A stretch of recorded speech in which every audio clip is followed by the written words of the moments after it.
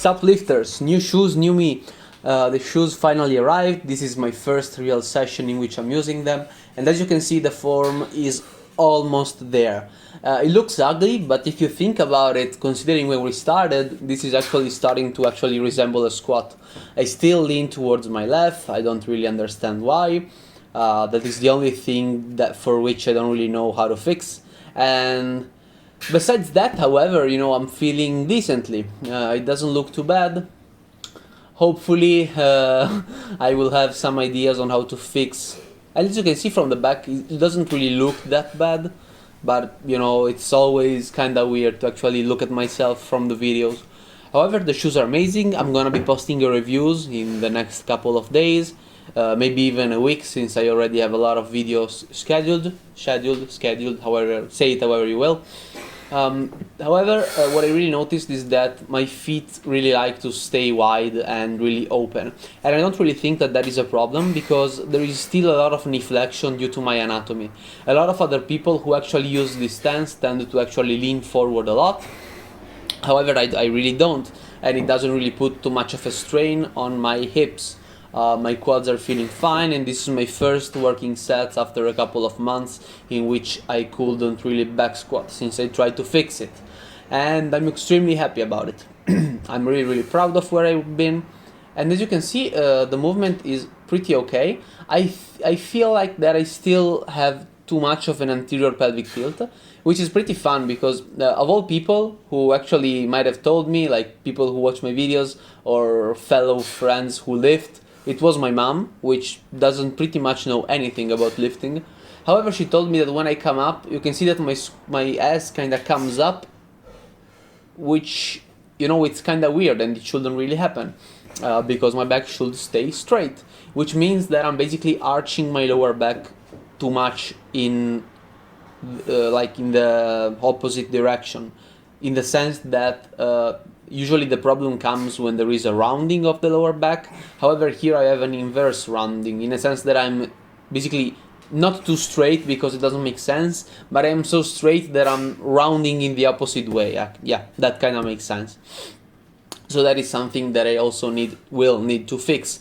However, I feel like that having a weight on my back actually helped me eat depth, because of course gravity and the weight in general kind of allows my knees to be pushed forward a bit more.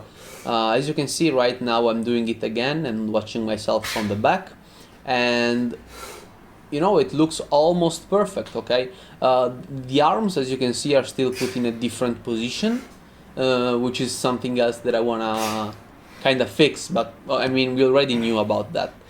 However, the legs are looking better. If you remember, there was one leg which was going extremely on the right. I believe it was the right one, and the left was staying almost still. Right now that thing is slowly fading away. And here's a view from the side. This is the good side, which, as you can see, kind of goes up and down, but it's the left side which actually goes down and forward. My bar path still isn't perfect, but I still need to get used again to squatting. But I'm really happy that I'm doing it again. I really love this movement. There is nothing as having a big weight on your back and having to bring it up, otherwise you're gonna get squashed by it. And I know that the thought doesn't really seem that appealing, but trust me that to me there is nothing more satisfying than doing that.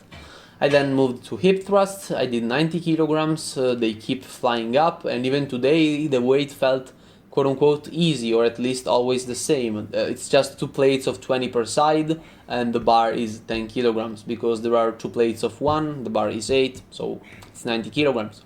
It felt nice, I felt strong, nothing much to say besides the fact that even the pillow doesn't really help. It still hurts, because you're basically holding the bar on the bony part of your hips. But it is what it is. I then did front squats, and I really think that my front squats really resembles an hack squat that you can find on the gym, which is fine actually, not fun. But yeah, it was a fun comparison that I wanted to say. It's just 40 kilograms. As you know, this is what in theory my leg day would actually look like. with a couple of exceptions and things that I want to improve upon. However, the two knee flexions are really the core movements of the day. I will throw in RDLs sometimes I won't.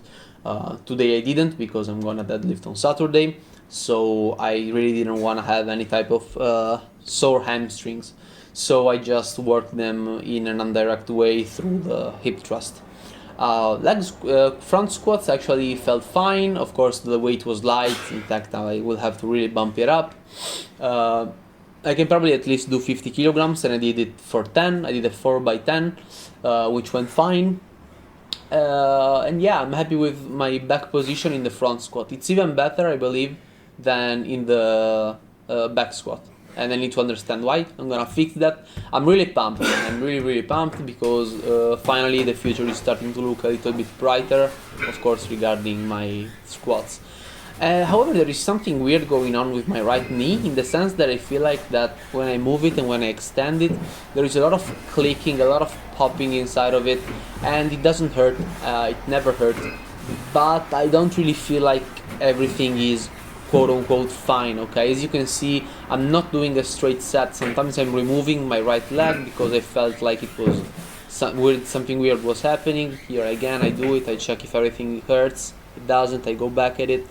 So I don't really understand what is happening. Maybe it's just tissues which are kind of sliding all over it. However, I did one set with 12 and 3 sets with less weight.